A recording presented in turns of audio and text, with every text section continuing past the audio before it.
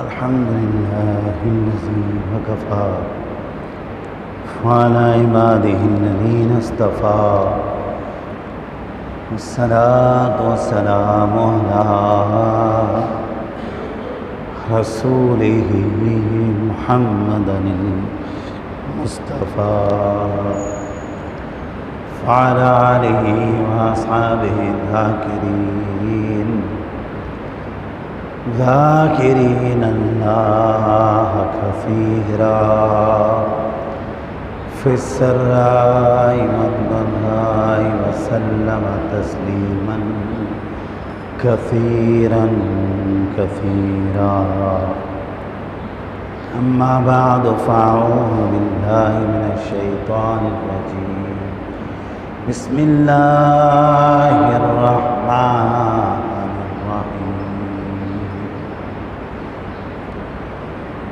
قد أفلح من تزكى فذكر اسم ربه فصلى. آمنت بالله صدق الله العظيم فصدق رسوله النبي الكريم الأمين فنحن على ذلك لمن الشاهدين والشاكرين فالحمد لله رب العالمين.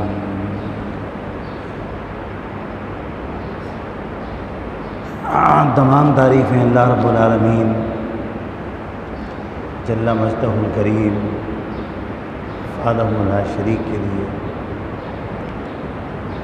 جو دونوں جہانوں کا پروردگار ہے، ہم سب جس نے دونوں جہانوں کو پیدا کیا، دونوں جہانوں کے رزق کا ذمہ لیا اپنے ذمہ کرم پر، اور دنیا کی ہر نعمت اسی طرف سے، تمام اکرام سب اسی کی طرف سے. یہ بہت ہی بابرکت مہینہ آج اس کا دوسرا جمعہ ہمیں نصیب ہوا. بہت مختصراً چند ایک باتیں عرض کروں گا، آپ دعا کریں اللہ سے کہ اللہ پاک جو آدمی بول رہا ہے اس بولنے والے کو بھی عمل کی توفیق دے، اس کے دل میں بھی ان باتوں کا نور اتار، اور جو ہم سن رہے ہیں چاہے تعداد تھوڑی ہو لیکن اللہ پاک عمل کی توفیق دے. میری زندگی میں، آپ کی زندگی میں کوئی دن ایسے سخت نہیں گزرے جیسے اس وقت گزر رہے ہیں. بہت ممکن ہے کہ آپ کے اوپر نہ گزری ہو تو آپ کو پتہ نہیں چل رہا. اللہ سب کو زندگی دے، اللہ سب کو صحت دے. میں نہیں کہتا کہ کوئی بیمار ہو جائے یا کسی کو موت آ جائے،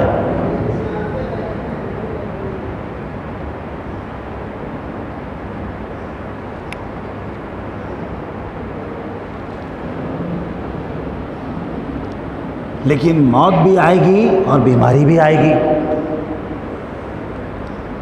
الحمد باللہ تعالی اس وقت میں موت کا آنا تو اللہ کی طرف سے ایک نعمت ہے یہ بھی کہ موت آئی، انسان اللہ کے پاس چلا گیا، لیکن اس کا جنازہ، اس کی تدفین، اس کے قبر کے مراحل عذاب عظیم بن گئے. اورنگی ٹاؤن میں شاید اتنا نہیں معلوم ہو رہا، لیکن شہر کے معاملات میں لوگوں کی آپ یقین کریں اتنی بڑی بس میں جنازہ رکھا ہوا آگے اور 6 آدمی بس میں بیٹھے ہوئے جا رہے ہیں میت کو دفنانے. آگے پیچھے گاڑیاں چل رہی ہیں, موٹر سائیکلیں چل رہی ہیں, نہیں, کوئی نہیں, اجازت ہی نہیں ہے. بھائی 6 سے 8 آدمی نماز جنازہ میں آئیں گے اور 6 سے 8 آدمی قبرستان جائیں گے. اور اگر بیماری اللہ نہ کرے کوئی ایسی آ گئی کہ جس میں آپ کو اسپتال جانا پڑ گیا, تو پھر آپ جا کے دیکھیں, ذرا جا کے دیکھیں. اگر زندگی کا مزہ نہ آ جائے تو ایسے دن نہیں آئے. اور میں آپ کو بالکل صحیح بتا رہا ہوں, یہ اللہ رب العالمین کا ایک کھلا ہوا عذاب ہے, لیکن لوگ نہیں سمجھ رہے. لوگ اس وقت کو بھی نہیں سمجھ رہے. اللہ اتنا ناراض ہو گیا کہ اس نے آسمان سے خون نہیں برسایا, آسمان سے پتھر نہیں برسے, آسمان سے آگ نہیں اتری, لیکن اس قسم کی گرفت میں جو ابھی موجودہ حالات کی ہے, لوگ آ گئے. سب سے بڑھ کے لوگوں کے پاس روزگار نہیں ہے, ذریعہ معاش ختم ہو گیا. یہ کم عذاب ہے؟ بیماری رحمت ہے, عذاب بن گئی. موت دنیا سے نجات کا راستہ ہے, وہ عذاب بن گیا. کیوں؟ آپ یقین کیجئے گا ان باتوں پر. اللہ اس کے رسول کی اتنی مٹی پلیت کری ہے, ہم نے اتنی مٹی پلیت کری ہے اللہ اس کے رسول کی کہ انتہا ہو گئی. جو بزرگ آج خواب دیکھ رہے ہیں جس میں رسول کی ان کو زیارت ہو رہی ہے, وہ کھلے طور پر دیکھ رہے ہیں کہ رسول بے انتہا رو رہے ہیں, اور رسول کہہ رہے ہیں میری امت نے مجھے چھوڑ دیا, میرے دین کو میری امت نے برباد کر دیا. اور بالکل سچ ہے, اس دین کو برباد کرنے والی امت اور رسول کو چھوڑنے والی بھی یہ امت ہے. ایک آدمی ایک لڑکی سے شادی ہوئی, اللہ نے قرآن میں جوڑے بنا دیے, ایک دوسرے کے ساتھ تمہیں ملا دیا. ایک لڑکا ایک لڑکی, زندگی کا سفر شروع ہوا. اپنی قدرت سے, اپنے کرم سے, اپنے فضل سے اس رب نے اولاد عطا کر دی, چاہے بیٹا چاہے بیٹی. برس گزر گئے, شادی کو اولاد نہیں ہے, نہ بیٹا ہے نہ بیٹی ہے, دونوں بیچارے ایسے ہی بیٹھے ہیں. 20 سال ہو گئے, 28 سال ہو گئے, 30 سال ہو گئے, موت کا وقت آ گیا, لیکن اولاد نہیں ہے. لیکن اللہ اپنی نعمت دیتا ہے, بیٹا بھی دیتا ہے, اللہ بیٹی بھی دیتا ہے. ایک چھوٹا سا ماں کا پیٹ, اس پیٹ میں اللہ نے ہمیں رکھا. باپ کا خون, ماں کا پیٹ, اور ایک شخص دنیا میں آ گیا, ایک لڑکا یا ایک لڑکی دنیا میں آ گئی.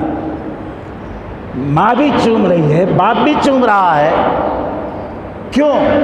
میرے رب نے کہا کہ ماں کے دل میں محبت پیدا کرنے والا میں اللہ, میں نے محبت پیدا کی ماں کے دل میں, میں نے محبت بھی پیدا کی باپ کے دل میں. ان دونوں نے مل کر ایک پودے کو سینچا, پروان چڑھایا, پالا پوسا, اسے بڑا کیا, اپنا خون پسینہ باپ نے لگا دیا. اللہ نے قرآن میں اعلان کر دیا اور نبی نے اپنی زبان سے واضح طور پر یہ پیغام دے دیا کہ جو عورت تمہاری ماں بنی، الجنت تحت اقدام الامہات، وہ معمولی عورت نہیں ہے، اس کے پاؤں کے نیچے تمہاری جنت ہے، اس کے پاؤں کے نیچے، بولیے زور سے، تمہاری جنت۔ وہ باپ جس کے خون سے تم پیدا ہوئے، وہ جنت کا دروازہ ہے۔ احترام کرو، ہمیشہ نگاہیں نیچی رکھو، ہمیشہ نگاہیں نیچی رکھو اپنے ماں باپ کے سامنے۔ اور خبردار، یہ قرآن نے اعلان کیا، یہ میں نہیں کہہ رہا، یہ قرآن نے کہا، مت کہنا اف کا لفظ بھی منہ سے نہ نکلے، اف ولا تنہرہما، اف کا لفظ منہ سے نہ نکالنا، بالکل ادب سے نگاہیں نیچی رکھو۔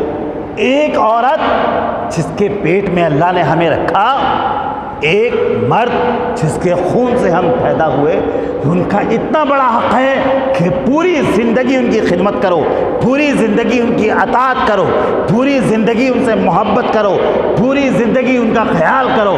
اور وہ رب جس نے حقیقت میں پیدا کیا اور یہ اعلان کیا کہ ایک ماں سے 99 گنا زیادہ محبت میں کرتا ہوں، میں اللہ تم سے سب سے زیادہ محبت کرتا ہوں، میرا رسول تم سے سب سے زیادہ محبت کرتا ہے۔ کیا ہم نے اس رب کا حق ادا کیا؟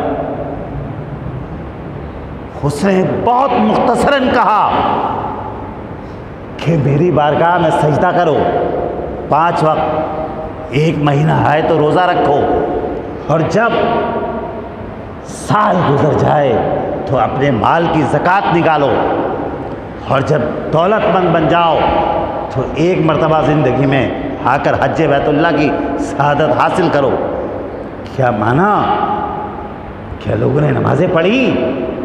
نہیں پڑھی۔ جبھی کہتا ہوں اللہ کی اپنے ہاتھوں سے مٹی پلیت کری تم نے، آج اللہ نے تمہاری مٹی پلیت کر دی۔ دیکھو کھلی آنکھوں سے، تمہارے جنازے رل گئے، تمہاری میتیں رل گئی، آج تمہاری تدفین کلمہ شہادت کی گونج میں نہیں ہو رہی۔ آج لوگ اکرام سے پکڑ کر تمہیں قبر میں نہیں اتار رہے، بلکہ ایک چادر سے پکڑ کر ایک گہرے گڑھے میں ایسے اوپر سے چھوڑتے ہیں میت کو، دھڑام نیچے، چلو گیا، چھٹی ہو گئی۔ وجہ یہی ہے کہ جو کچھ رسول اکرم صلی اللہ علیہ وسلم نے اپنے ارشادات میں فرمایا، اس امت نے اس پر عمل کرا نہیں کرا، مذاق میں اڑایا حضور کی باتوں کو۔ حضور خود تو آ کے نہیں بول رہے، ان کی زبان مبارک کے الفاظ اس وقت مولوی بول رہا ہے، ایک عالم بول رہا ہے، اور عالم کے بارے میں بہت آسانی سے ایک بات کہتے ہیں، اس کی بکواس سن سن کر ہمارے کان پک گئے۔ جس نے ماں کے چھوٹے سے پیٹ میں ہمیں رکھ کر آج اتنا بڑا انسان بنا دیا، بولنے کے قابل بنا دیا، سننے کے قابل بنا دیا، کھانے کے قابل بنا دیا۔ کون ہے وہ ذات جس نے اس سورج کو روشن کر دیا؟ کون سی ذات ہے جس نے دن کی روشنی کو ختم کر کے رات کی تاریکی کو پھیلا دیا؟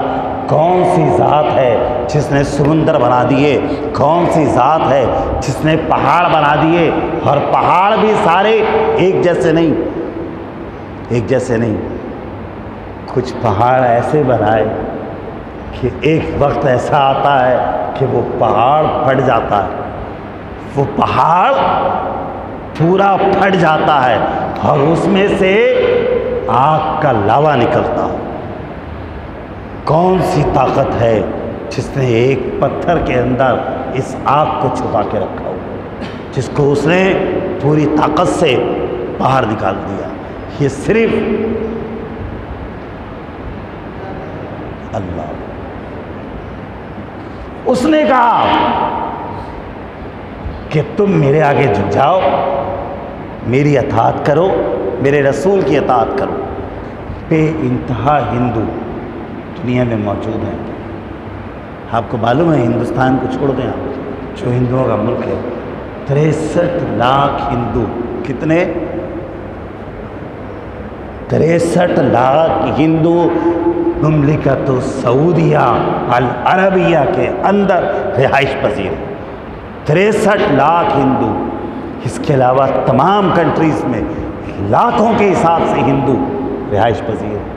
یہودی لاکھوں میں ہیں، نصارہ لاکھوں میں ہیں، بت پرست تو ہندو ہی ہو گئے نا، مشرک ہو گئے، آگ کے پوجنے والے، سورج کے پوجنے والے، ستاروں کے پوجنے والے لاکھوں کی تعداد میں، لیکن تم سب سے الگ نکل گئے۔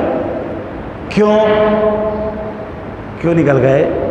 تمہارے رسول نے کہا، میرے رسول نے کہا، آؤ اس رب کی عبادت کرو، آؤ اس رب کو پکارو جو اپنی ذات میں اور اپنی صفات میں ایک ہے، جس کا کوئی شریک، زور سے بول دیں، جس کا کوئی، آواز آئے میرے کان میں، جس کا کوئی شریک نہیں،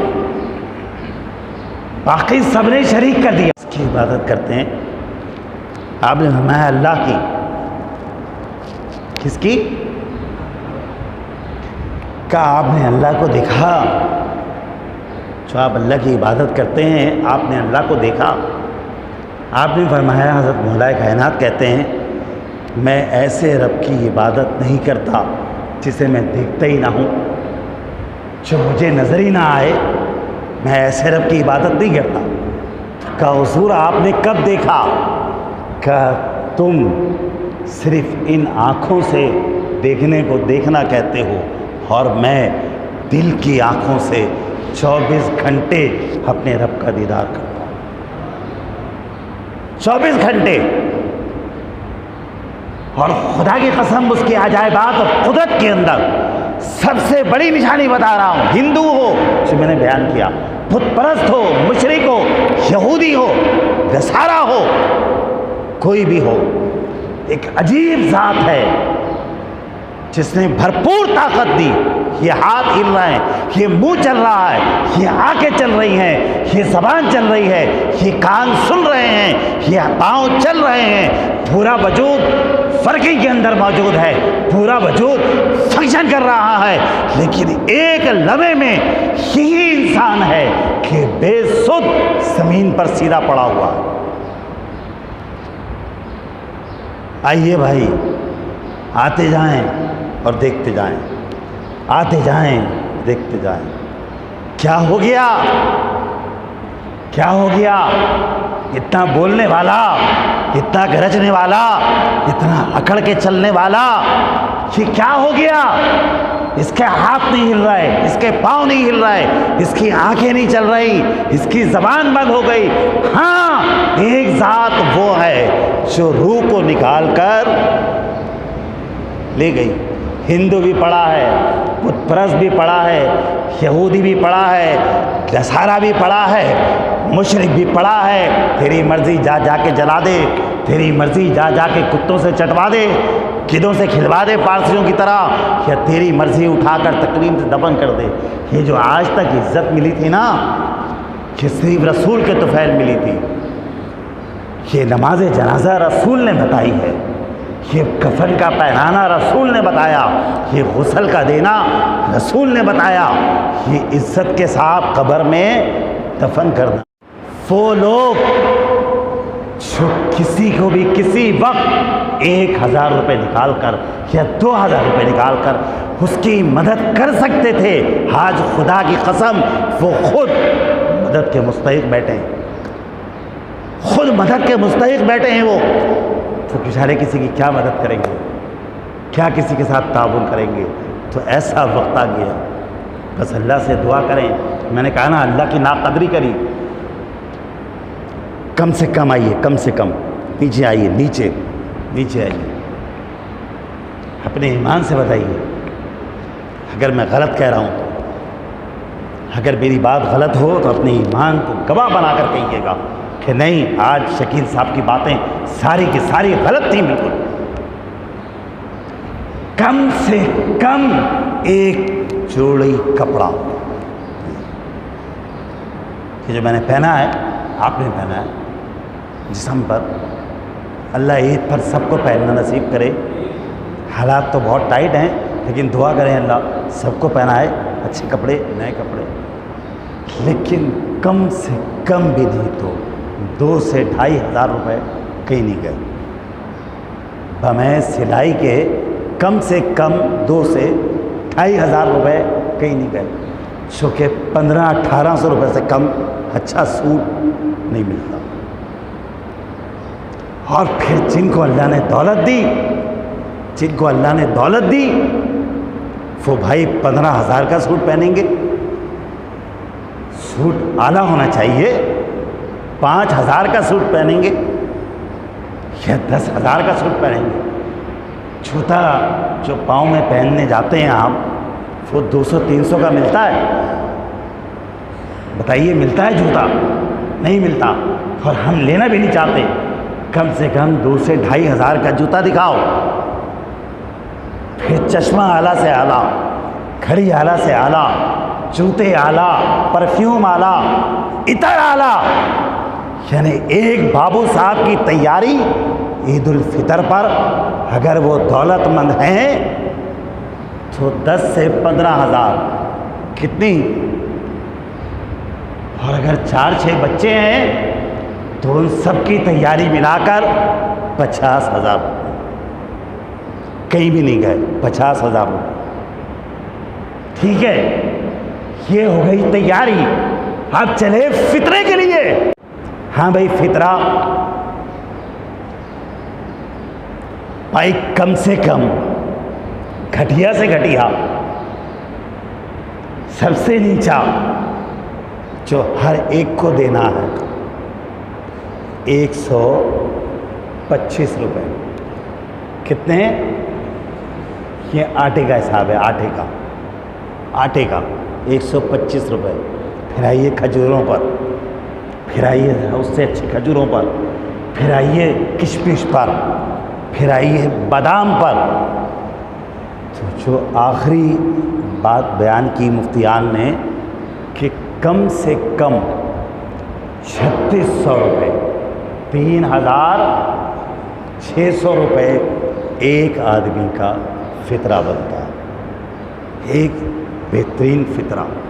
لیکن جب مجھ جیسے بابو صاحب کو آپ دیکھیں گے کہ اپنے اوپر 25,000 روپے، اور جب اس نے فطرے والے نے کہا کہ یہ اتنا، یہ اتنا، یہ اتنا، تو لعنت ہے میری زندگی پر، لعنت ہے ان دولت مندوں کی زندگی پر کہ وہ بے غیرت کہتے ہیں 125 کے حساب سے 5 پرچیاں بنا دو، 125 کے حساب سے 5 پرچیاں بنا دو ہماری، ارے ڈوب کے مر جاؤ، اتنی تمہیں اللہ نے دولت دی کم بختوں، کیا آپ بھی قبروں میں لے کے جاؤ گے یا اس دولت کی آگ لگاؤ گے؟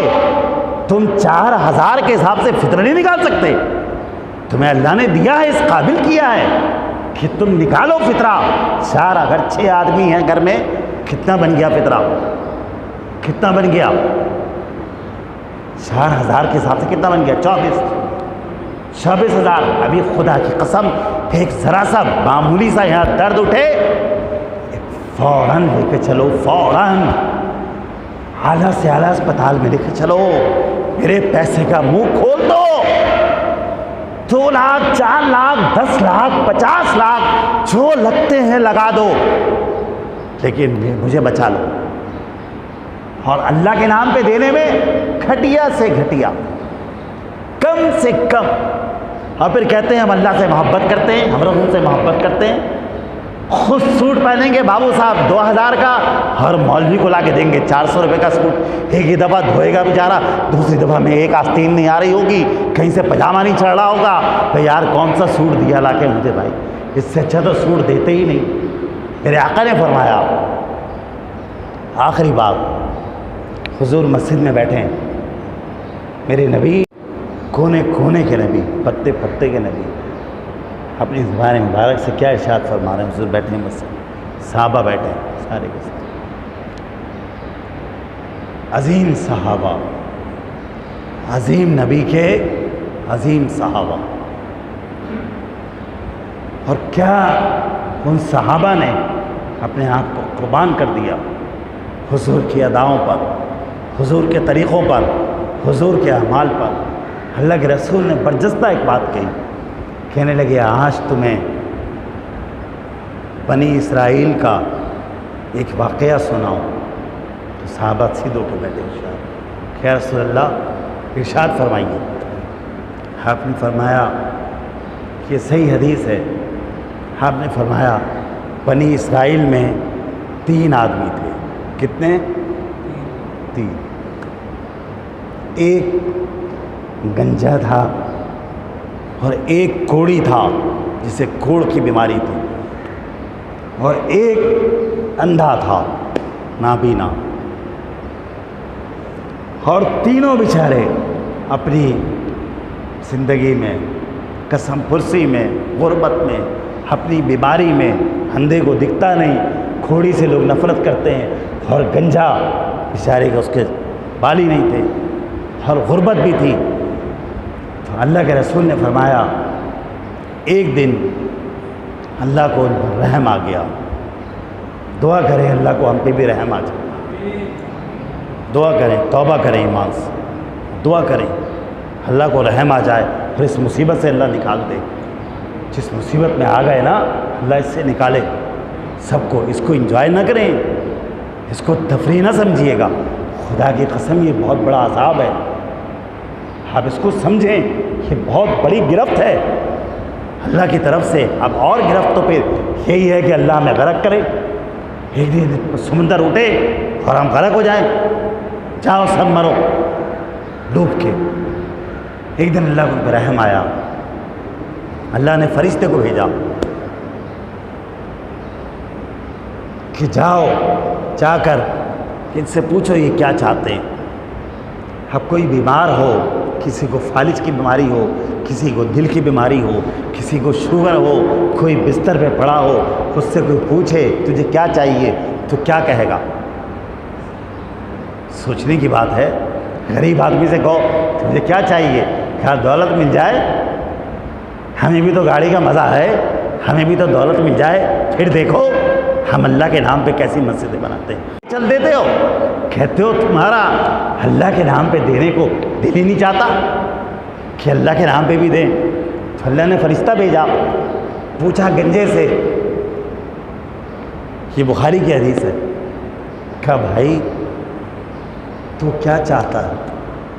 کہا میرے سر پہ بال آ جائیں۔ فرشتے نے کہا آ جائیں گے، اور کہنے لگے میں بہت غریب ہوں، مجھے کچھ مال مل جائے، میں اپنی روزی روٹی کر لوں۔ کہا کیا مال؟ کہا مجھے اونٹ بہت پسند ہے، مجھے اگر ایک اونٹنی مل جائے تو میں کاروبار آگے بڑھا دوں گا۔ فرشتے نے اس کے سر پہ ہاتھ پھیرا، اس کے بال آ گئے، حسین ترین بال۔ آہا، یہ میرے نبی کا فرمان ہے، یہ میرے آقا کا فرمان ہے۔ اس کے بال آ گئے، اس سے ایک اونٹنی، حاملہ اونٹنی دی جس کے یہاں بچے کی ولادت ہوئی، اور پھر اللہ نے اسے نوازا۔ پھر فرشتہ گیا کوڑی کے پاس، اس سے پوچھا تیری کیا خواہش؟ کہا یہ بیماری، اس سے مجھے نجات مل جائے۔ کہا اور؟ کہا مجھے گائیں بہت پسند ہے، مجھے اگر ایک گائے مل جائے تو میں اپنا کاروبار آگے بڑھاؤں۔ اس کی بات بھی پوری ہوئی، اس کے جسم پہ ہاتھ پھیرا فرشتے نے، اس کا جسم چمکنے لگا، اسے ایک گائے دی جس کے یہاں بچہ ہوا، اور اس کا سلسلہ بھی آگے بڑھا۔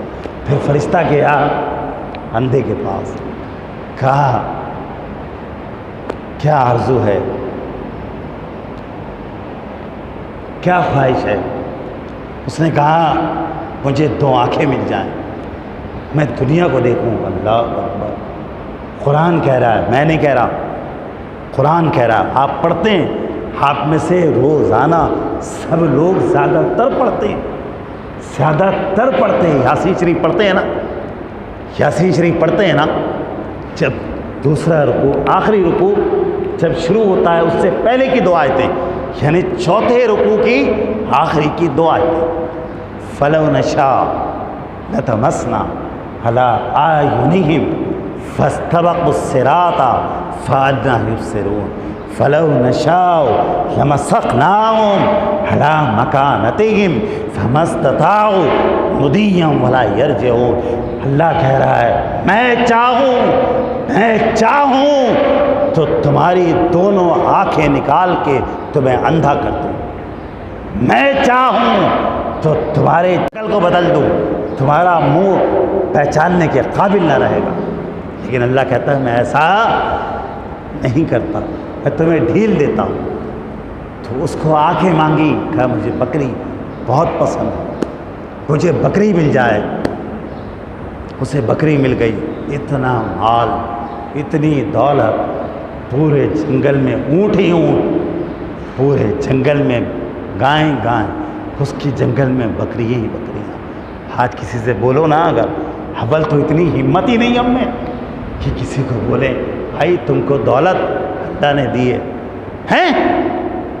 اللہ کہ دیتے تو ہیں, جو ہمارے ہماری کو جائز ہوتی ہے دیتے, جتنا دے سکتے ہیں دیتے, کیا سب دے دیں اٹھا کے؟ عجیب باتیں کرتے ہیں, عجیب انداز ہیں لوگوں کے.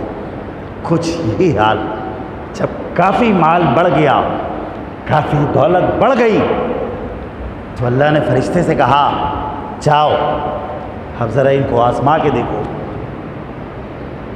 دیکھو کیا کہتے ہیں.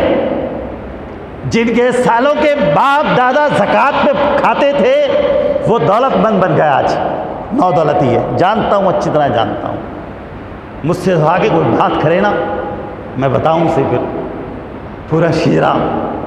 جن کے باپ دادا زکوٰۃ لیتے تھے وہ آج بن گئے دولت مند, اور ہمیں بتاتے ہیں کہ ہم رئیس ہیں, رئیس اعظم بن گئے. ہم ہر وہ شخص کی قدر کرتے ہیں جو اللہ کے راستے میں چلتا ہے. ورنہ دولت مند کو یقین کرو, کوئی بھی ہو, جوتے کی نوک پہ مارو, چونکہ سب سے بڑا دولت مند, بولو زور سے, صرف اللہ ہے جو دیتا ہے.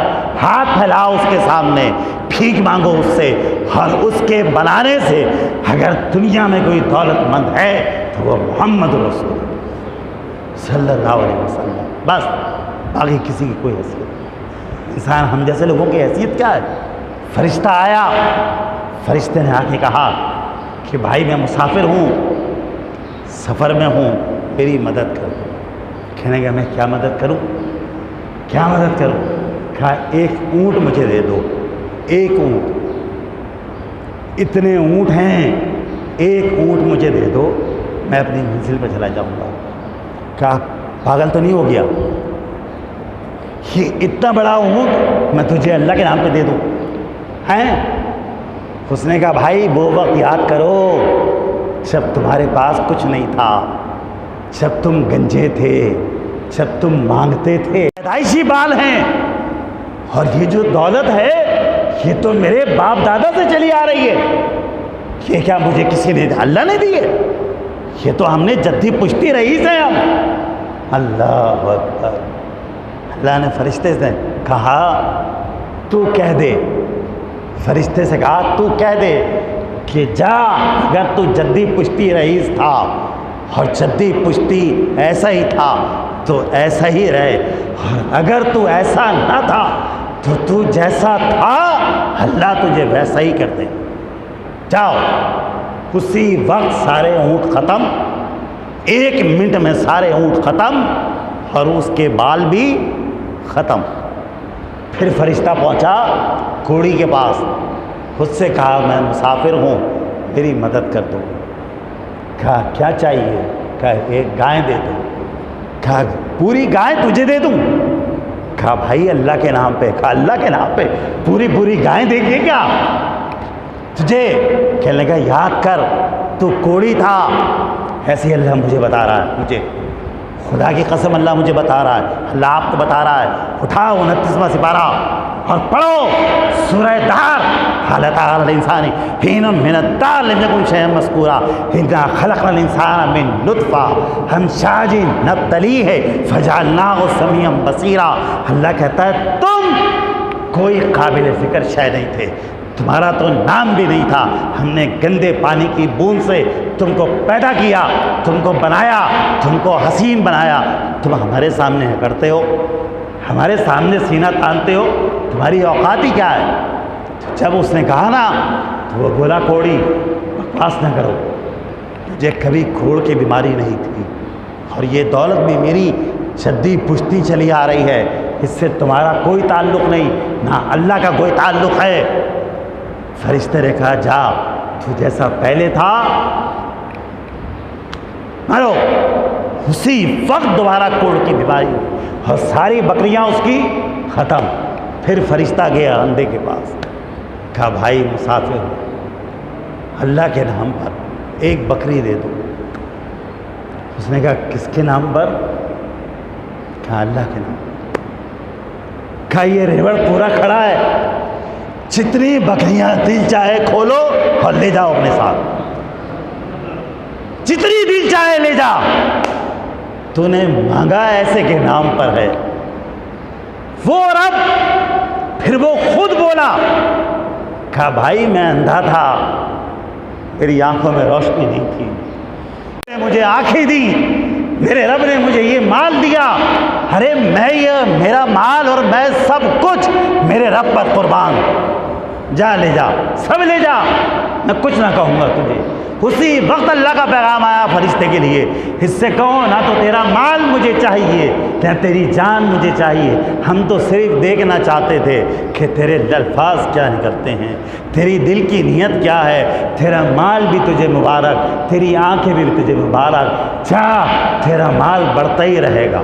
اور اس نے بھی عزم مصمم کر لیا کہ میں اللہ کے نام پر، اگر آپ کے پاس پیسہ ہے، آپ کے پاس پیسہ ہے تو 125 روپے فطرہ نہ دیجیے گا، نہ کہ آپ کو سیب نہیں دیتا، آپ کم سے کم 1000 روپے یا 2000 روپے ایک آدمی کا فطرہ نکالیے، اور زکوٰۃ پوری نکالیے گا، اور فطرہ تو ہر آدمی دے گا، چاہے اسے اپنی بیوی کی انگوٹھی سونے کی بیچ کر دینا پڑے، فطرہ دینا پڑے گا، اور زکوٰۃ بھی اس کو ادا کرنی پڑے گی کہ یہ انشاءاللہ دیں گے۔ اور عید کا انتظار نہ کریں، عید کا انتظار نہ کریں، فطرے کی رقم پہلے ہی نکال کر فارغ ہو جائیں، اور زکوٰۃ بھی نکال کر فارغ ہو جائیں، اور دعا کیجیے گا، جلد بازی نہ کیجیے گا، اور توبہ کیجیے گا، اللہ ہم سب کو معاف کر دے، اور یہ مصیبت کے دن اللہ پاک گزار دے، خیریت سے گزار دے۔ بھئی کوئی تو اللہ کا بندہ ہوگا نا، کوئی تو بیٹھا ہوگا نا، اللہ اس کے صدقے میں ہمیں ہر مصیبت سے بچائے، ہر بیماری سے بچائے، ہر وبا سے بچائے، ہر پریشانی سے بچائے۔ اللہ اس رمضان کی پوری پوری برکتیں ہم سب کو نصیب فرمائے۔ آخر دعوانا الحمدللہ۔